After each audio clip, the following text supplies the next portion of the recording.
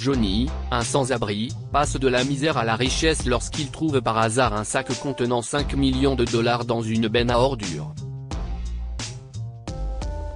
Mais la vie de Johnny prend une tournure sombre lorsque des gangsters arrivent sur le pas de sa porte, réclamant leur argent.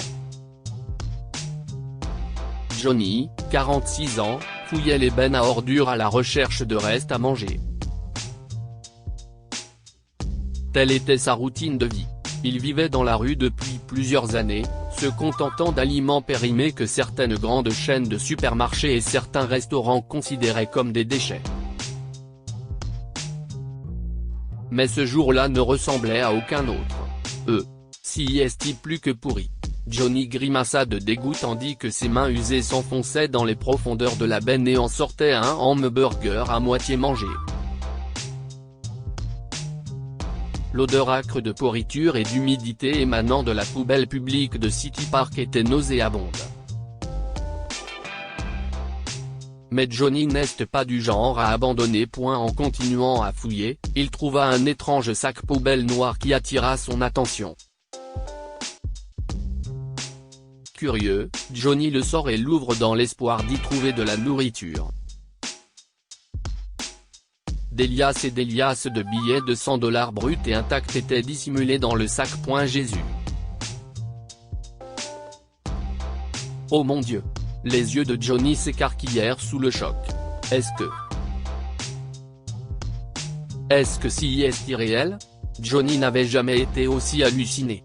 Il regarda anxieusement autour de lui pour s'assurer que personne ne l'observait avant d'attraper le sac contenant l'argent. Johnny se précipita vers un passage souterrain isolé, où il s'installa dans un coin tranquille et commença à compter les billets. L'odeur de l'argent enveloppait l'air tandis que le cœur de Johnny battait la chamade. Stupéfait, il finit par compter la dernière liasse de billets et s'effondre de stupeur en découvrant que la fortune s'élève à la somme impressionnante de 5 millions de dollars. Serrant fermement le sac dans ses mains souillées, Johnny s'empresse de rejoindre son vieil ami, Billy, ancien sans-abri devenu agent d'entretien dans un café local. Attendez. Quoi? 5 millions de dollars? Tu as ça dans ton héritage? Billy était étonné lorsque Johnny lui a montré l'argent. CIST une blague, mec? Et d'où vient ce grand-père? Je croyais que tu n'avais personne. Ouais, mec. Je ne savais pas que j'avais un grand-père, dit Johnny à Billy. Le vieux a réussi à me trouver avant de mourir. Et m'a laissé sa fortune. CIST tout mon argent, mon pote. Je suis riche. Je ne suis plus obligé de vivre dans la rue. Johnny a inventé un mensonge à propos d'un héritage provenant d'un grand-père qui n'a jamais existé. Qui raconterait à son ami qu'il a trouvé un sac poubelle contenant des millions dans une benne à ordures. Bien sûr, Johnny ne prendrait jamais le risque de le faire. Il a donc carrément menti à son meilleur ami sur l'origine de l'argent et, étonnamment, même Billy l'a cru. J'ai besoin d'une petite faveur, Bill, ajouta Johnny d'un air narquois. Quel genre de faveur? Je veux que tu m'aides à acheter une maison. Et une voiture. Demain, finit Johnny, tandis que Billy leva les yeux vers lui, incrédule. D'ici demain? Tu te moques de moi? Pourquoi se presser? Obtenir une maison du jour au lendemain est tout à fait impossible, mon pote. Billy haussa un sourcil. Écoute, mec. Tu sais que je n'ai pas de carte d'identité. Ni de papiers légaux. Obtenir une maison implique beaucoup de choses légales. Et de paperasse. Alors tout ce que je te demande, CIST d'enregistrer la maison et la voiture à ton nom parce que tu as une carte d'identité, ajouta Johnny. Billy était confus et réticent. Mais Johnny savait que c'était le seul moyen de commencer à vivre ses rêves. Alors, il a continué à persuader son ami. Bill, écoute. Tu n'es pas obligé de le faire gratuitement, d'accord ? Déclara Johnny. Je te donnerai 100 000 $ pour ça, mec. Si c'est une somme énorme. Pense à ta fille, Ellie. À ton combat pour sa garde. Pense à tout ce que tu voulais lui donner, mais que tu n'as pas pu faire à cause de la pauvreté. Tu m'achètes la maison et la voiture demain. Et 100 000 $ en liquide sont à toi. Ne peux-tu pas faire autant pour ton ami ? La fille de Billy, Ellie, âgée de 15 ans, vivait avec ses parents d'accueil. Billy a été privé de ses droits parentaux il y a plusieurs années en raison de ses mauvaises conditions de vie et de son passé de sans-abri. Il avait toujours voulu compenser son absence dans la vie de sa fille et avait même rêvé de gagner beaucoup d'argent pour l'université d'Ellie. Motivé par son rêve, il a abandonné sa vie de rue et a décroché un emploi de nettoyeur dans un café afin d'économiser suffisamment d'argent pour réaliser le rêve de sa fille. Johnny était au courant des difficultés de Billy et a décidé de s'en servir pour le pousser dans ses retranchements. Tu ne veux pas que ta fille aille dans une bonne université ? Combien de temps vas-tu jongler entre les petits boulots ? Et lutter pour gagner de l'argent ? Les mots de Johnny résonnaient sans cesse dans les oreilles de Billy. Il voulait que sa fille vive ses rêves. Il voulait qu'elle lui pardonne de ne pas avoir été là quand elle avait le plus besoin de lui après la mort de sa mère. Après mûre réflexion, Billy acquiesça.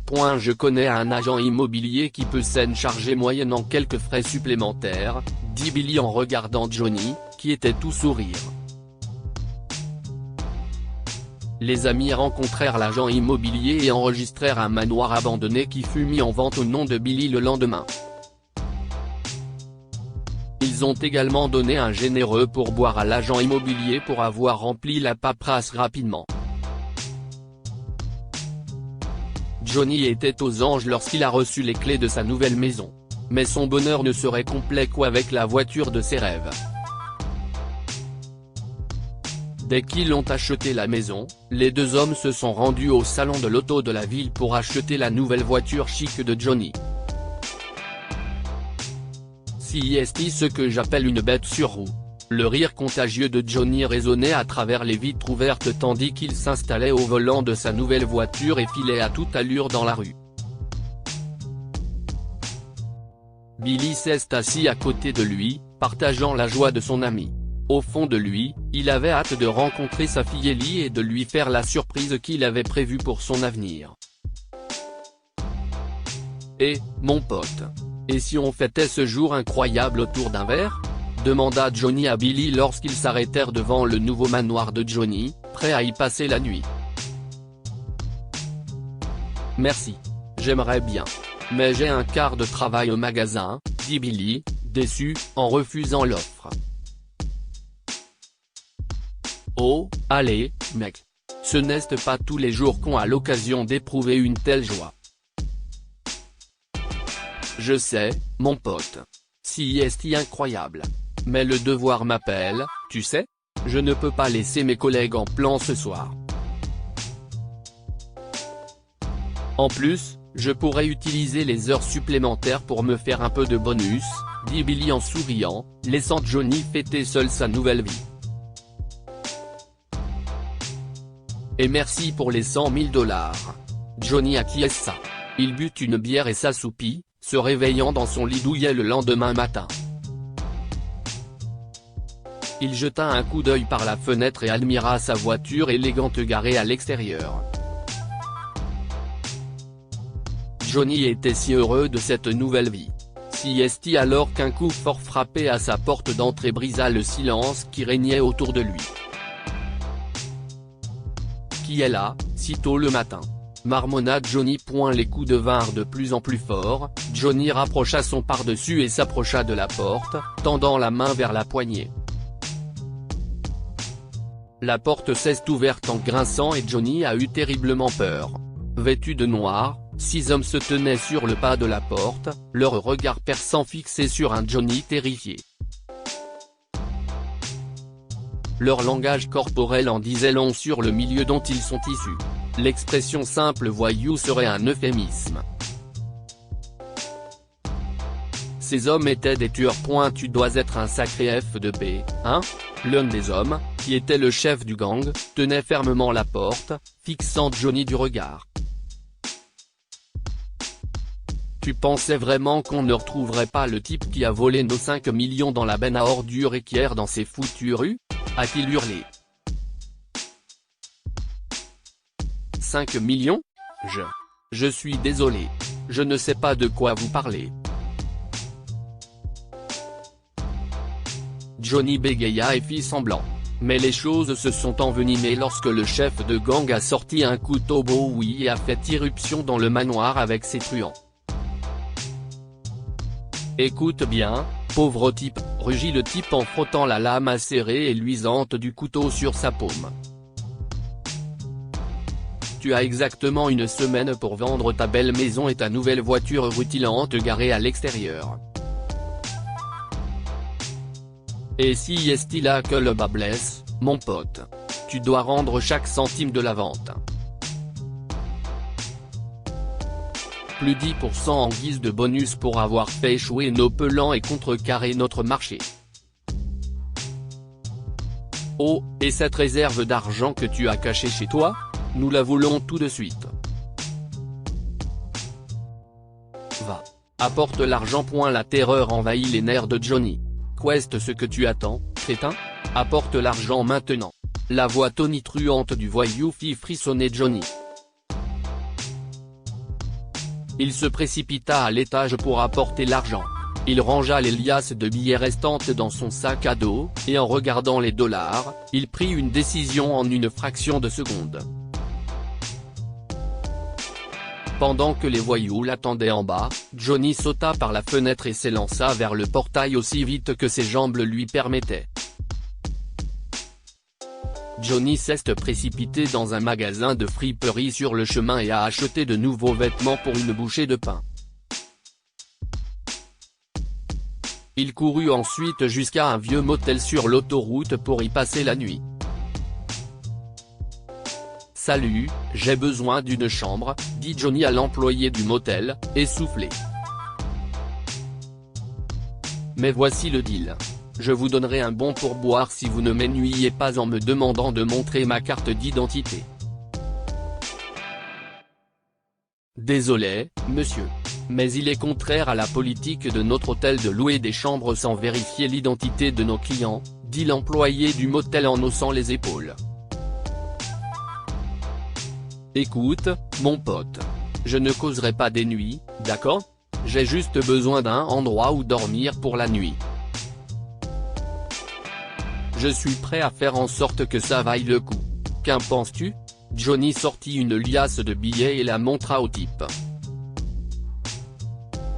L'employé du motel ne pouvait pas refuser le plaisir que lui procurait ce beau pourboire. « Voici les clés. Chambre numéro 206. Deuxième à gauche en haut », dit-il en jetant la clé de la chambre dans la main de Johnny. Tandis que Johnny s'installait dans sa chambre et passait sous la douche, sa rencontre avec les gangsters se répétait dans son esprit, le hantant. Il n'arrivait pas à se débarrasser de la peur qui l'habitait et à remettre son sort entre leurs mains si jamais il le trouvait. Quitter la ville en train ou en bus était son dernier recours. Mais Johnny savait qu'il lui serait pratiquement impossible de le faire sans pièce d'identité. Il réfléchit intensément lorsqu'une idée étrange lui est soudainement venue à l'esprit. Il y a un parc automobile pas très loin d'ici, se dit Johnny. Il décide d'y acheter une vieille voiture bon marché et de quitter l'état au plus tôt le lendemain. Le lendemain matin, Johnny s'est rendu au salon de coiffure dès la première heure. Il s'est rasé la tête et la barbe pour que personne ne le reconnaisse. Ensuite, il s'est rendu au parc automobile. Il s'écria, « Bonjour. Je suis à la recherche d'une voiture. Avez-vous quelque chose qui soit encore en bon état, mon pote ?» Johnny s'est adressé à un garagiste. « Ah, salut, monsieur. Eh bien, vous avez de la chance. J'ai peut-être quelque chose pour vous. » « Suivez-moi, » dit l'homme en entraînant Johnny dans le garage. Ils traversèrent les rangées de vieilles voitures jusqu'à ce qu'il atteigne une Mustang bon marché, usée et en assez bon état. Liu-Chem, celle-ci n'a pas l'air trop mal. Combien demandez-vous pour cette voiture? Johnny se tourna vers l'homme. 500 $. Oh. Si est une bonne affaire. Mais voilà, il faut que je sorte de cet état le plus vite possible. La paperasse. Et tout ce qui est légal, ce n'est pas mon truc. Si vous voyez ce que je veux dire. Dit Johnny. D'accord. Techniquement, il est illégal de vendre des voitures sans papier. Mais vous pouvez l'avoir pour 5000 $. En espèces. Et on règle ça sous la table. Pas de questions. Pas de paperasse. Pas de dossier. Qu'en pensez-vous? Le type sourit. Johnny a accepté et a payé en liquide. Heureux, il est monté dans la voiture et s'est mis à rouler à toute allure vers la périphérie de la ville. Alors que Johnny était sur le point de passer la frontière entre les États-Unis et le Mexique, son téléphone a sonné bruyamment, l'incitant à s'arrêter sur le trottoir. C'était un appel de Billy. Et, Bill. Écoute, mec. J'ai des nouvelles importantes. Dit Johnny, avant d'être interrompu par une voix familière et menaçante à l'autre bout du fil. Le cœur de Johnny s'emballa et ses mains tremblèrent. Tu ne pensais pas honnêtement que tu pouvais prendre notre argent et t'enfuir, n'est-ce pas? Pourquoi ne nous as-tu pas dit que ta maison et ta voiture étaient enregistrées au nom du pauvre Billy? Johnny. Le chef de gang rigolait. Au fait. Ton ami Billy n'est plus avec nous, je le crains. Il a eu un petit incident lorsque nous lui avons rendu une visite surprise dans sa petite maison miteuse. Le pauvre homme a cessé de respirer lorsque nous avons pointé le pistolet sur sa tempe.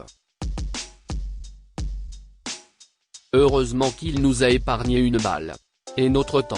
Une sueur froide perla sur le front de Johnny lorsque le chef du gang ajouta froidement, « Où que tu sois maintenant, Johnny. Et où que tu ailles. Sache que nous te trouverons. Nous te donnons une dernière chance, Johnny Boy. Nous t'attendrons chez Billy. Tu as 1 heure. Apporte l'argent. N'essaie même pas de jouer avec nous. Ça ne se terminera pas bien pour toi. » Le voyou raccroche, laissant Johnny avec un sentiment d'impuissance et une course contre la montre. Jusqu'à quel point cela peut-il être menaçant? Qu'est-ce ce que Johnny avait encore à perdre? Le gang a tué son seul ami cher, celui qui n'avait aucune idée de l'origine des 5 millions de $ et l'a payé très cher. Maintenant, ils ne reculeraient devant rien pour récupérer leur argent. Johnny se cogna la tête contre le volant et jura, ne sachant plus quelle direction prendre. En appuyant sur l'accélérateur et en accélérant tout droit sur la route déserte, il passerait la frontière entre les États-Unis et le Mexique avec les 700 000 $ en liquide dans son sac à dos. Mais Johnny a pris une autre décision. Il a fait demi-tour et est revenu en ville. Johnny a pris l'autoroute et s'est arrêté devant un magasin de farce et attrape dans un centre commercial. Il entre, l'inquiétude et la peur se lisant sur son visage lorsqu'il s'approche du vendeur.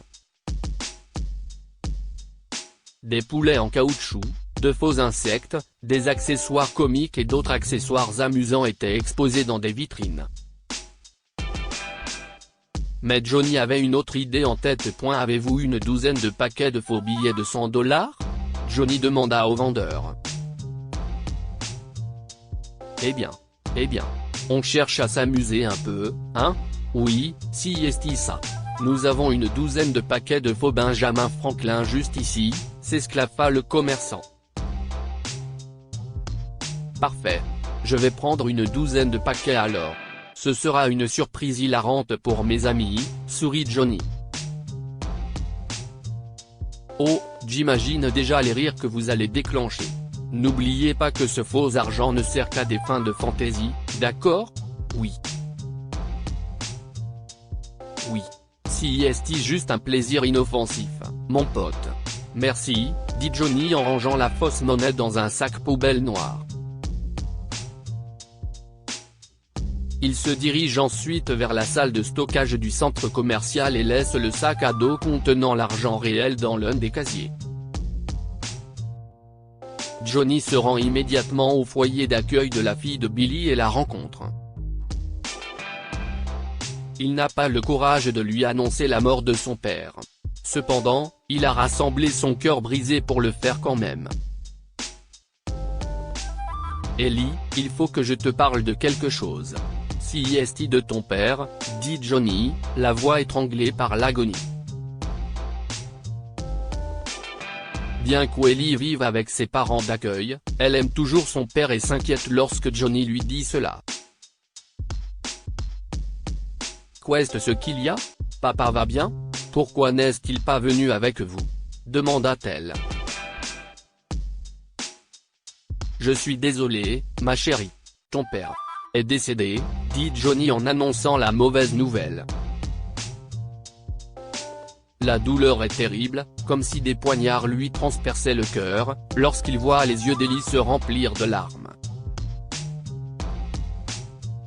Johnny se ressaisit et inventa un mensonge. Il a eu une crise cardiaque, Ellie.